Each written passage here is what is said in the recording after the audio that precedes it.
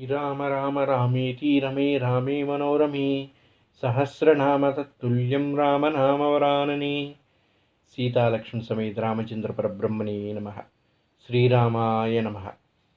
శ్రీమాత్రే నమ. వాగ్దేవ్యే నమ.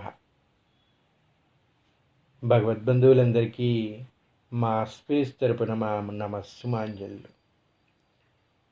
శ్రీరామనవమిని పురస్కరించుకొని ఆ సీతారాముల్ని స్మరించుకుంటూ వాళ్ళ యొక్క కళ్యాణ గాథని ప్రవచించుకునే ప్రయత్నం చేద్దాం.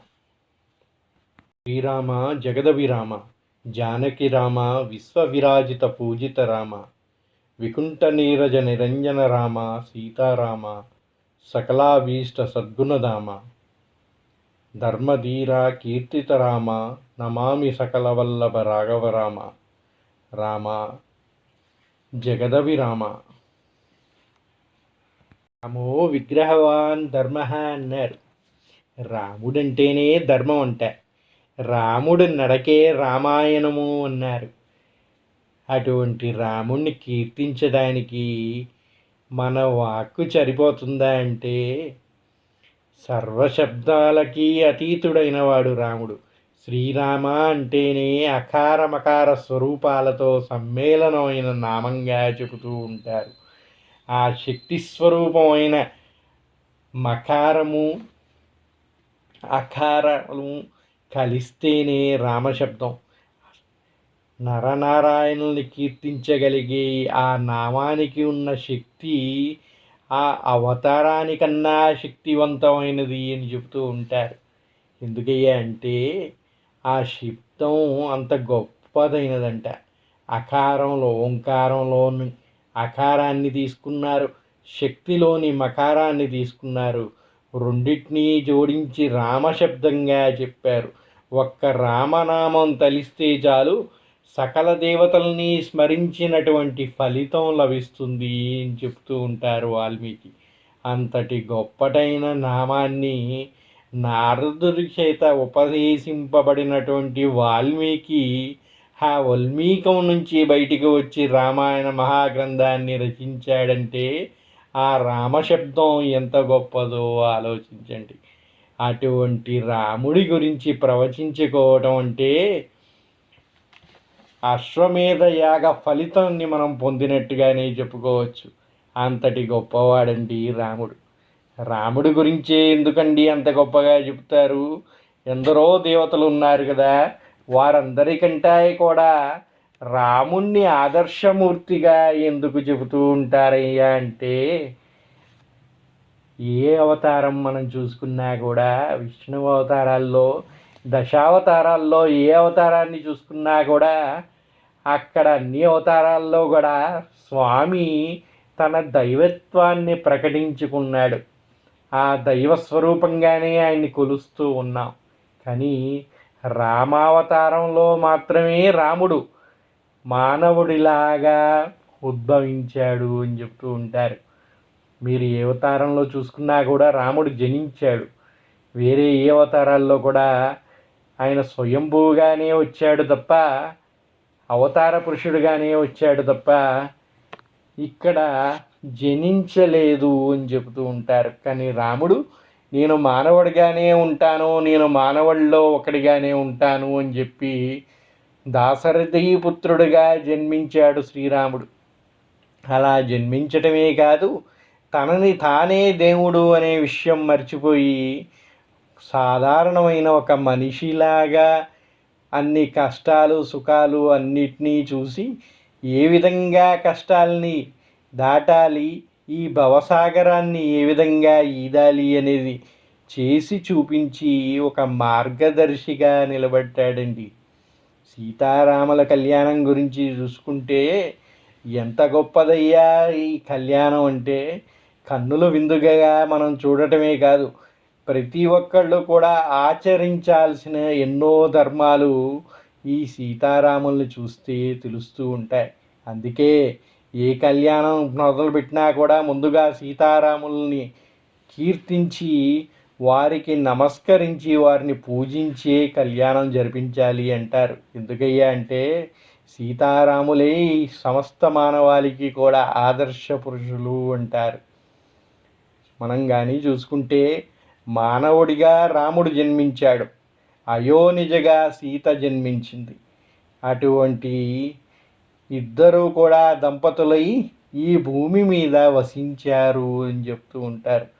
ఒక దేవుడు ఒక మనిషి కలిసి వివాహం చేసుకొని ఏ విధంగా జీవించారు. అయోనిజగా వచ్చిన సీత లక్ష్మిగా ఇక్కడ కూడా మనలేదు. తన కూడా ఒక సాధారణ స్త్రీ వలె అన్ని కష్టాలని భరించింది. ఒక రాముడితోటి సాధారణ స్త్రీగానే ఉన్నది. సంసార సుఖాలు అన్నీ కూడా, దుఃఖాలు అన్నిటినీ కూడా సమభావంగా ఒక స్త్రీ ఏ విధంగా అయితే పడుతుందో అన్ని విధాలుగా అనుభవించింది. అన్ని కష్టాలని కూడా, ఎన్ని కష్టాలు వచ్చినప్పటికీ కూడా వాటన్నిటినీ కూడా భరిస్తూ ఒక ఆదర్శమైన స్త్రీగా నివసించింది. అందుకే వాళ్ళు ఎంతో ఆదర్శమూర్తులుగా చెబుతూ ఉంటారు. ఈనాడు కూడా నేను లక్ష్మీ స్వరూపాన్ని నేను తలుచుకుంటే రావణాసురుడు ఎంత అని చెప్పేసి ఆమె ప్రయోగించలేదు.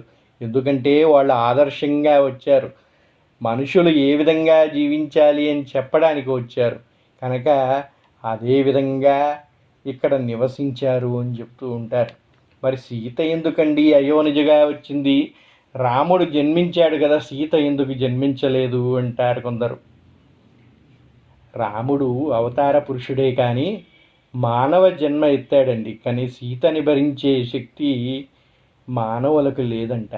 శక్తి స్వరూపిణి సీత, లక్ష్మీ స్వరూపం ఆమె. ఆమెని భరించే శక్తి యోనికి కూడా లేదంట. అందుకే మనం చూసుకుంటే దశావతారాల్లో ఏ అవతారంలో చూసుకున్నా కూడా సీత ఎక్కడైనా అయోనిజగానే వచ్చింది. లక్ష్మి అయోనిజగానే అవతరించింది తప్ప ఎక్కడ కూడా ఎవరికి జన్మించలేదు. అది ఆమె యొక్క గొప్పతనం. అయినప్పటికీ అలా వచ్చినప్పటికీ తన రాముడు కష్టాలు పడుతుంటే తను మాత్రం ఏ విధంగా ఉంటుందండి? తన కూడా ఆయనతో సమానంగా కష్టాలన్నీ అనుభవించింది. ఒక ఆదర్శ స్త్రీ, ఒక పతివ్రత ఏ విధంగా అయితే పతివ్రత ధర్మాలని నిర్వర్తించాలో అన్నీ కూడా తను నిర్వర్తించింది. ఒక రాణిగా, ఒక చక్కని కోడలుగా, ఒక తల్లిగా, ఒక భార్యగా ఏ విధంగా భూమి మీద ఉండాలి, ఎన్ని కష్టాలు వచ్చినా కూడా వాటిని ఏ విధంగా ఎదురు ఈదాలి అనేది ఒక ఆదర్శ స్త్రీగా మనందరికీ కూడా అర్థమయ్యే విధంగా చూపించినటువంటి మహానుభావురాలుగా సీతని నేటికి కూడా కొలుస్తూ ఉంటారు. ఇన్ని కష్ట నష్టాలు వచ్చినప్పటికీ ఎంతో అన్యోన్యమైన దాంపత్యంగా చెబుతూ ఉంటారు సీతారాముల యొక్క దాంపత్యాన్ని. అందుకే దాన్నే ఆదర్శంగా తీసుకోవాలి. ఎటువంటి కష్టసుఖాలు ఉన్నప్పటికీ కూడా చక్కగా కలిసి ఉండాలి అనే ఉద్దేశంతో నేటికి కూడా ప్రతి కళ్యాణంలో సీతారాముల గురించి చెప్తూ ఉంటారు. వారిని ఆదర్శంగా ప్రతి దంపతులు కూడా తీసుకోవాలని చెబుతూ ఉంటారు. అసలు సీతనే ఇంత గొప్పదంటే మరి రాముడు గొప్పతనం గురించి చెప్పుకోవద్దండి. రాముడు అంటే రామశబ్దంలోని గొప్పతనం గురించి చెప్పుకుందాం.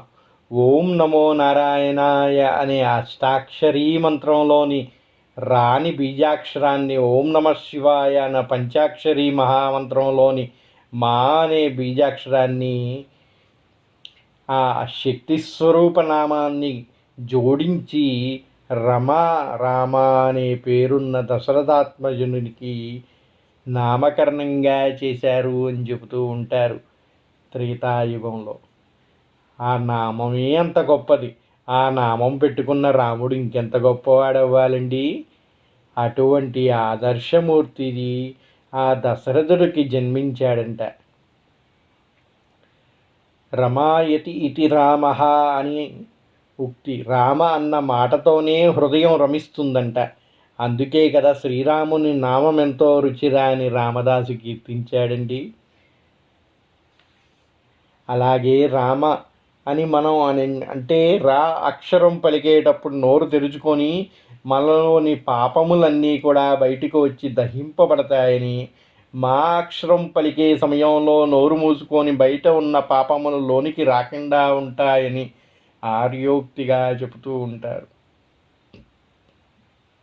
రా అనే అక్షరం భక్తులని సంసార సాగరం నుండి రక్షిస్తే మా భక్తులు మనోభీష్టాలని నెరవేరుస్తుంది అని చెప్తూ ఉంటారు. అంత గొప్ప నామం రాముడిది. శ్రీ మహావిష్ణువు యొక్క దశావతారంలో ఒక రామావతారంలో తప్పక ఇక ఏ అవతారం గురించి ప్రస్తావించినా పెద్దలు ఆయనము అన్న మాట వేయలేదు.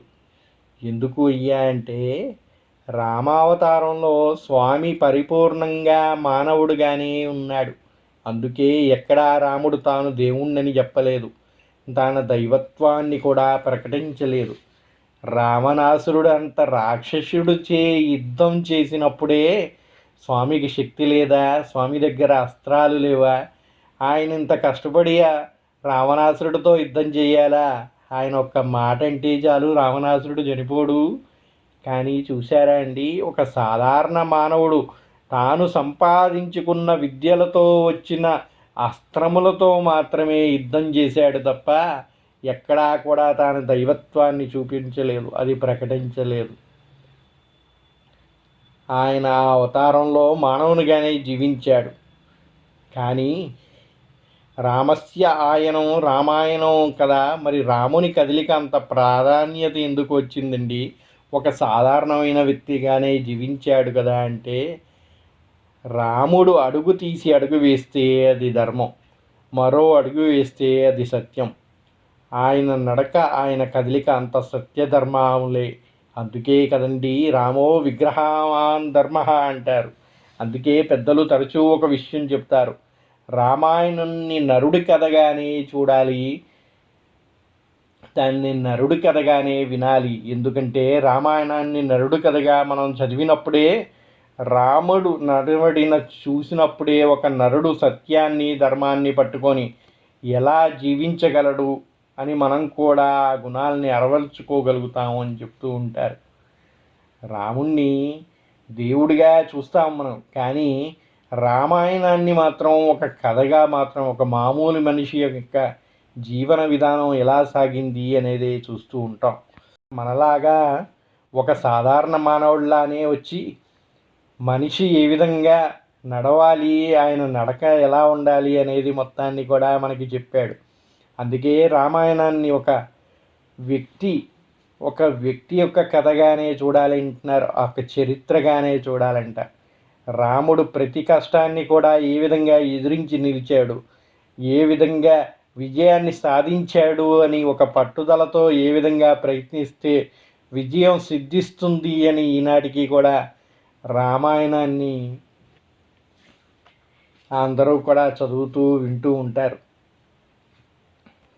మనం పాశ్చాత్యుల్లాగా ప్రతిదానికి మోటివేషన్ స్పీచెస్ను సైకాట్రిస్టులను కనవాల్సిన అవసరం లేదండి. రామాయణంలో ప్రతి వాక్యం కూడా మోటివేషన్ ఇస్తూ ఉంటుంది, అది మోటివేషనల్ స్పీచెస్గానే పనిచేస్తూ ఉంటాయి. ఎందుకంటే రాముడు స్వయంగా ఇవన్నీ కూడా అనుభవించి మనకి చూపించాడు, ఏ విధంగా పోరాడాలి, ఏ విధంగా విజయాన్ని సాధించాలి, కష్టాలనేవి వచ్చినప్పుడు ఏ విధంగా ఎదుర్కోవాలి అనేది చూపించాడు. అందుకే రామాయణాన్ని చదివినా విన్నా దాన్ని ఆకలింపు చేసుకున్నా మనకి ఆ శక్తి లభిస్తుంది అంట. ఆ ప్రోత్సాహంతో ఎటువంటి విజయాన్నైనా సాధించగలుగుతాము అని చెప్తూ ఉంటారు. అటువంటప్పుడు మనకి వేరే మోటివేషన్ స్పీచెస్, వేరే సైకియాట్రిస్టులు చెప్పే కథలు అవసరమా అండి? మన రామాయణం చాలదు. నారాయణుడే స్వయంగా నరుడుగా వచ్చి నడిపించిన కథ రామాయణం. అటువంటి రామాయణాన్ని తప్పక స్మరించాలి. దాని యొక్క విశిష్టత గురించి ప్రతి ఒక్కరూ కూడా తెలుసుకోవాలి. అప్పుడే ఈ సంసార కష్ట నష్టాలన్నీ కూడా భరించే శక్తి మనకి కలుగుతుంది, ఎదురించి నిలిచే ప్రోత్సాహం మనకి లభిస్తుంది, విజయాలు సిద్ధిస్తాయి. అందుకే హిందువుగా పుట్టినందుకు ప్రతి ఒక్కళ్ళు కూడా ఈ రామాయణాన్ని పఠించాలి, దాని యొక్క అర్థాన్ని తెలుసుకోవాలి అని చెబుతూ ఉంటారు. ఈ శ్రీరామనవమి శుభదినాన్న రామాయణం గురించి తెలియని వాళ్ళు ఎవరన్నా ఉంటే ఒక గ్రంథాన్ని కానీ ఒక రామాయణ పారాయణాన్ని కానీ ఒక ప్రవచనాన్ని కానీ విని దాన్ని ఆకలింపు చేసుకునే ప్రయత్నం చేయాలి అని ఒక మనవి. ఈరోజు ప్రత్యేకత శ్రీరామనవమి గురించి మనం చెప్పుకుంటున్నాం కనుక దుష్ట శిక్షణ శిష్టరక్షణార్థమై చైత్రశుద్ధ నవమి నాడు 5 గ్రహాల ఉచ్చస్థితిలో ఉన్న కాలమందు పునర్వసు నక్షత్రం కూడిన కర్కాటక లగ్న పగడు సమయం అభిజిత్ లగ్నంలో జన్మించాడండి శ్రీరాముడు అంటారు.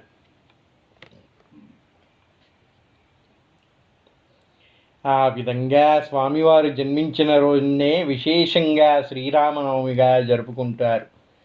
శ్రీరాముడు వసంత ఋతువులో చైత్రశుద్ధ నవమి గురువారం నాడు పునర్వసు నక్షత్ర కర్కాటక లగ్నంలో సరిగ్గా అభిజిత్ ముహూర్తం అంటే మధ్యాహ్నం 12 గంటల వేళలో త్రేతాయుగంలో జన్మించాడంట. 14 సంవత్సరాలు అరణ్యవాసం, రావణ సంహారం, శ్రీరాముడు సీతా సమేతంగా అయోధ్యలో పట్టాభిషిక్తుడైనాడు. ఈ శుభ సంఘటన కూడా చైత్రశుద్ధ నవమి నాడే జరిగినదని ప్రజలు విశ్వసిస్తారు. మరి ఈరోజే ఎందుకు సీతారాముల కళ్యాణం చేస్తారయ్యా అంటే, ఆగమశాస్త్ర ప్రకారం సీతారాముల కళ్యాణం ఉత్తర ఫాల్గుని నక్షత్రయుక్త వైశాఖ శుద్ధ దశమి రోజున జరిగిందంట. కానీ మహతాం జన్మ నక్షత్రే వివాహం అంటుంది ఆగమశాస్త్రం. అందువల్ల గొప్ప వ్యక్తులు అవతార పురుషులు జన్మించిన తిథి నాడే వారి యొక్క వివాహం కూడా జరిపించాలని శాస్త్ర నియమం అంటే. అందుకే శ్రీరాముడు పుట్టిన చైత్రశుద్ధ నవమి నాడే పునర్వసు నక్షత్రం వేళ దేశవ్యాప్తంగా అంగరంగ వైభవంగా సీతారాముల కళ్యాణం కూడా జరిపిస్తూ ఉంటారు. లోకోత్తరమైన కళ్యాణం కదండి ఇది. అలా జరిగినప్పుడే లోక కళ్యాణ యజ్ఞానికి హేతువుగా నిలబడింది అని శాస్త్రాలు వివరించబడతాయి. దీనికి మరో విధంగా కూడా చెప్పుకోవాలండి. శ్రీరాముడి యొక్క అవతారంగానే మనం చూసుకుంటే స్వామివారు జనించిన రోజుని శుభదినంగా చెబుతూ ఉంటారు. శ్రీరాముడు జన్మించగానే అయోధ్య మొత్తం సంతోషించిందంట, ఎంతో ఆనందడోలికల్లో మునిగిపోయిందంట. దశరథ మహారాజుతో పాటు ఆ 3 రాణులు కూడా సంతోషించారంట. అటువంటి సంతోష దినం శ్రీరామనవమి ముహూర్తం ఎంతో అద్భుతంగా ఉందంట. కానీ సీతా కళ్యాణం జరిగిన కాడి నుంచి స్వామి ఎన్నో కష్ట నష్టాలు భరించాల్సి వచ్చిందంట. మరి ఆ పట్టాభిషేకం అది ఆ ముహూర్తం పెట్టిన రోజు నుంచే ఆయన వనవాసం చేయాల్సి వచ్చిందంట. 14 సంవత్సరాల వనవాసం చేశారు. మరి అటువంటి ముహూర్తంలో స్వామివారి కళ్యాణం జరిపిస్తే అది లోక కళ్యాణంగా ఉండదు కనుక లోకహితువు కోసం స్వామివారు జన్మించిన ముహూర్తం రోజునే లోక కళ్యాణం జరిపిస్తే అది మనందరికీ కూడా మంచిగా ఉంటుందనే ఉద్దేశంతో పెద్దలు స్వామివారు జన్మించినటువంటి శ్రీరామనవమి రోజునే సీతా కళ్యాణం కూడా జరిపిస్తూ వస్తూ ఉన్నారు. ఇక శ్రీరాముడు సీత యొక్క జన్మం గురించి చెప్పుకుంటే వారిద్దరూ కూడా యజ్ఞ ఫలితంగానే చెబుతూ ఉంటారండి. రాముడి జననం ఏ విధంగా జరిగిందయ్యా అంటే,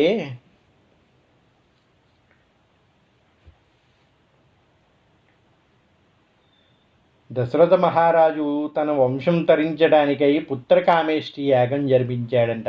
ఆయనకి సంతానం లేదనే చక్కని సంతానం కలగాలి అని ఎన్నో పూజలు ఇవన్నీ చేసిన తర్వాత మహర్షుల యొక్క ఉపదేశంతో పుత్రకామేష్టి యాగం జరిపించారంట. ఆ యాగ ఫలితంగానే శ్రీరాముడు జన్మించాడంట. అలాగే మన సీతమ్మ తల్లి కూడా జనక మహారాజు యజ్ఞానికై యాగశాల కోసం భూమిని తవ్వుతుంటే నాగేడి చాలలో యజ్ఞప్రసాదంగా సీతమ్మ తల్లి దొరికిందంట. ఆ విధంగా చూసుకుంటే ఇద్దరూ కూడా యజ్ఞ ఫలితంగానే లభించారు అని చెబుతూ ఉంటారు. చైత్రమాసం శుద్ధ నవమి రోజున లోక కళ్యాణం అని సంకల్పంతో పండితులు చదువుతుంటారు. అందుకే కొత్తగా పెళ్ళైన దంపతులని శ్రీరామచంద్రులుగా భావిస్తారు.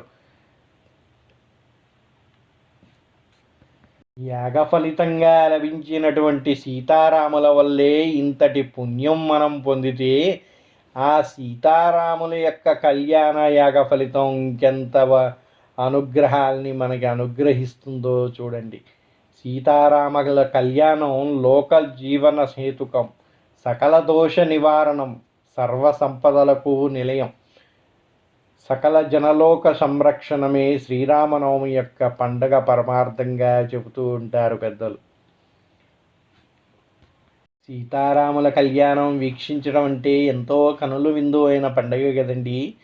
ఆ కళ్యాణాన్ని వీక్షించడానికి 1000 కళ్ళతో మనం ఏ విధంగా అయితే ఎదురు చూస్తూ ఉంటామో అదేవిధంగా సకల దేవతలు కూడా వేసి చూస్తూ ఉంటారంట. సీతారాముల కళ్యాణం జరుగుతుందంటే ఆ ప్రదేశంలో సకల దేవతలు కూడా వసించి ఉంటారు అని చెబుతూ ఉంటాయి పురాణాలు.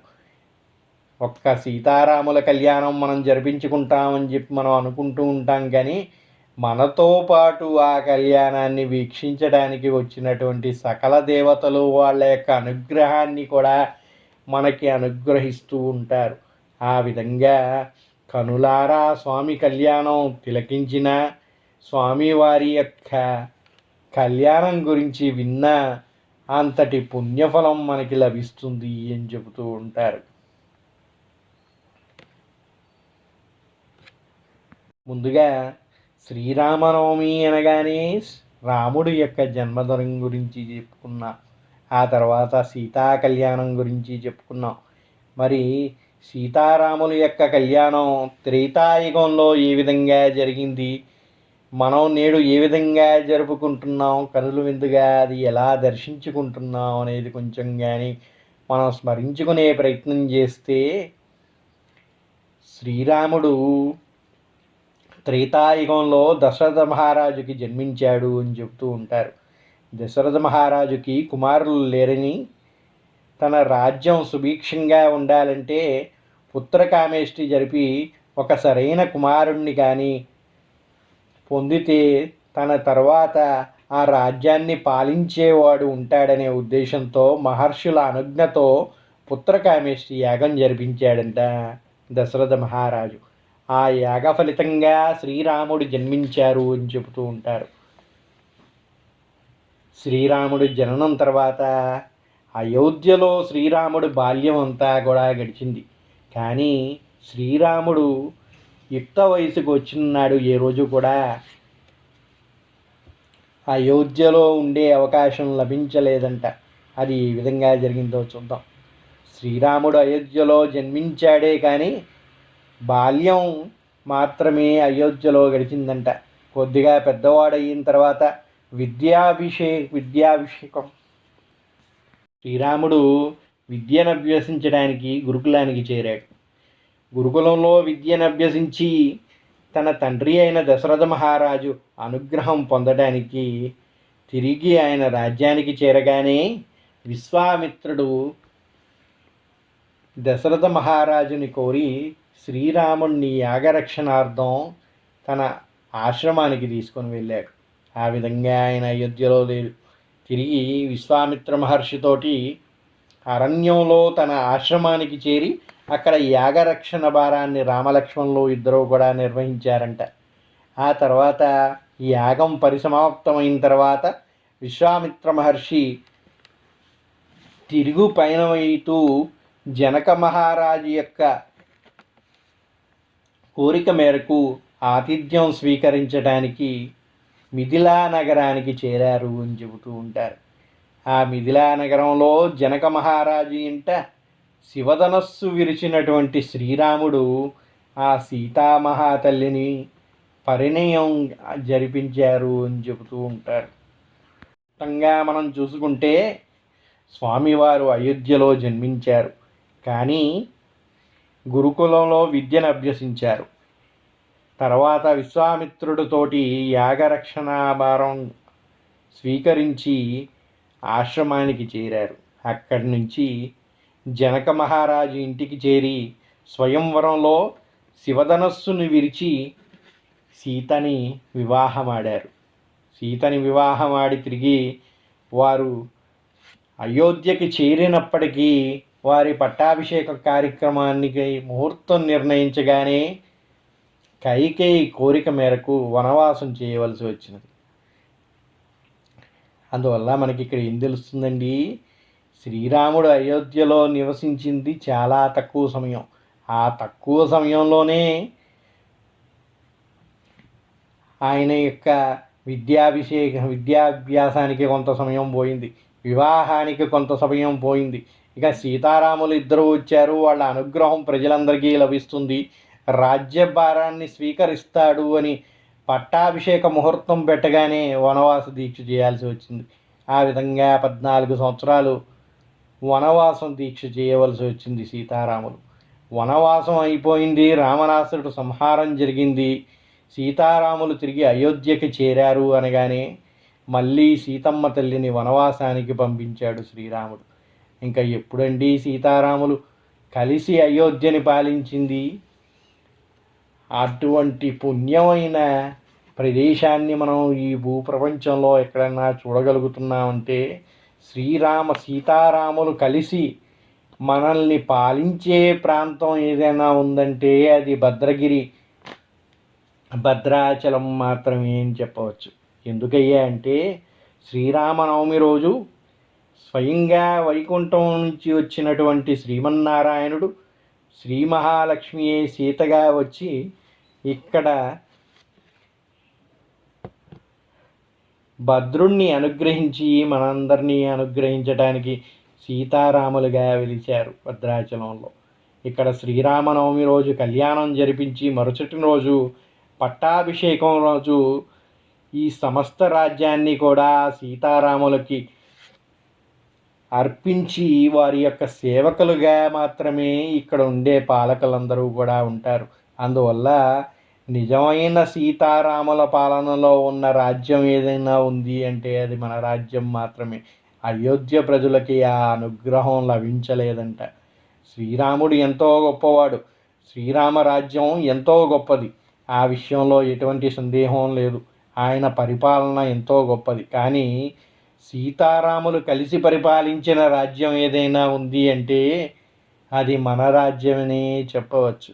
అటువంటి గొప్ప అనుగ్రహం లభించిన అదృష్టం, ఆయన యొక్క కళ్యాణాన్ని వీక్షించే అనుగ్రహం కానీ, ఆయన పట్టాభిషేక్తుడు అయిన విషయాన్ని చూసే అనుగ్రహం కానీ కేవలం భద్రాచల సీతారామచంద్ర స్వామి దేవస్థానంలో జరిగే కళ్యాణ పట్టాభిషేక ఉత్సవాల్లో మాత్రమే చూడవచ్చు. మరో విశేషం ఏమిటయ్యా అంటే ప్రపంచవ్యాప్తంగా ఎక్కడా కూడా సీతారాముల కళ్యాణం జరిపిస్తారు కానీ శ్రీరాముని యొక్క పట్టాభిషేకం మాత్రం ఎక్కడా జరగదండి. అది కేవలం భద్రాచలంలో మాత్రమే జరిగే ఒక అరుదైన ఘట్టం. అటువంటి ఘట్టాన్ని వీక్షించి ఆ రాముడి పరిపాలనలో మనందరం ఉన్నట్టుగా భావించి ఆయన అనుగ్రహం పొందగలిగే సౌభాగ్యం కేవలం భద్రాచల క్షేత్రంలో మాత్రమే లభిస్తుంది మనకి. నాడు త్రేతాయుగ కాలంలో సీతారాముల కళ్యాణం జరిపించిన కాడి నుంచి వాళ్ళందరూ కూడా శ్రీరాముని అనుగ్రహం పొందలేదు. కానీ శ్రీరాముడు ఎన్నో కష్ట నష్టాలన్నింటినీ అనుభవించాడు. వనవాసాన్ని భరించారు సీతారాములు. వనవాసం అయిన తర్వాత సీతాపహరణ జరిగింది.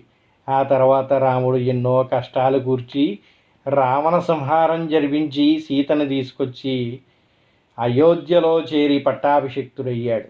కానీ ఆ పట్టాభిషేకం అయిన ముహూర్తం కూడా సరిగా కుదరలేదో ఏమో కానీ వారి పట్టాభిషేకం జరగగానే సీతాదేవిని మళ్ళీ తిరిగి వనవాసానికి పంపారు. ఈ విధంగా సీతారాముల యొక్క అనుగ్రహం వాళ్ళు పొందలేకపోయారు. ఆ భాగ్యాన్ని ఇంతకాలానికి మనం పొందుతూ ఉన్నాం. ఆ విధంగా చూసుకుంటే అయోధ్య ప్రజల కన్నా కూడా భద్రాచలంలో ఉన్న భక్తులు ఎంతో గొప్పవాళ్ళు, ఎంతో అనుగ్రహాన్ని పొందిన వాళ్ళు, ఎంతో పుణ్యాత్ములుగా భావించవచ్చు. ఇక ఈ శ్రీరామనవమి రోజు మనం ఏ విధంగా ఉండాలి, ఏ విధంగా శ్రీరాముల్ని కొలవాలి అంటే ప్రతి ఒక్కరూ కూడా సూర్యోదయానికి ముందే నిద్రలేచి తలస్నానం ఆచరించాలి. ఇంటిని తోరణాలతో అలంకరించి కొత్త వస్త్రాలు ధరించాలంట. ఇంట్లో లేదంటే కుదరని పక్షంలో దేవాలయాల్లో శ్రీరామును, సీతాదేవిని, హనుమంతుణ్ణి, లక్ష్మణుడు విగ్రహాలని ప్రతిష్ఠించి ధ్యాన ఆవాహనాది షోడోపచారాలన్నింటినీ కూడా గావించి పూజించాలంట. ఈ పూజలో సీతారాముల అష్టోత్తర శతనామాలతో అర్చించి పూజించి ఇష్టమైన వడపప్పు పానకాన్ని నైవేద్యంగా పెట్టి పూజాంతరం దాన్ని భక్తి శ్రద్ధలతో స్వీకరించాలంట. ఈరోజు ఉపవాసం జాగరణ చేయటం వల్ల విష్ణులోక ప్రాప్తి లభిస్తుంది అని చెప్తూ ఉంటారు. శ్రీరామనవమి రోజు రామనామ స్మరణ చేయటం, రామకోటి వంటివి రాయటం వల్ల అత్యంత పుణ్యఫలం కలుగుతుందని పురాణ గాథలు తెలుపుతూ ఉన్నాయి. వారు కూడా భక్తి శ్రద్ధలతో శ్రీరామనవమి నాడు ఆ సీతారామ లక్ష్మణుల యొక్క అనుగ్రహంతో పాటు సేవకుడు అయిన హనుమంతుడి అనుగ్రహాన్ని కూడా పొంది భక్తి శ్రద్ధలతో పూజించాలని కోరుకుంటూ సీతాలక్ష్మణ సమేత రామచంద్ర పరబ్రహ్మణే నమః, శ్రీరామాయ నమః, శ్రీదేవతాభ్యో నమః, సమస్త దేవతా అనుగ్రహ కటాక్ష సిద్ధిరస్తు. స్వస్తి.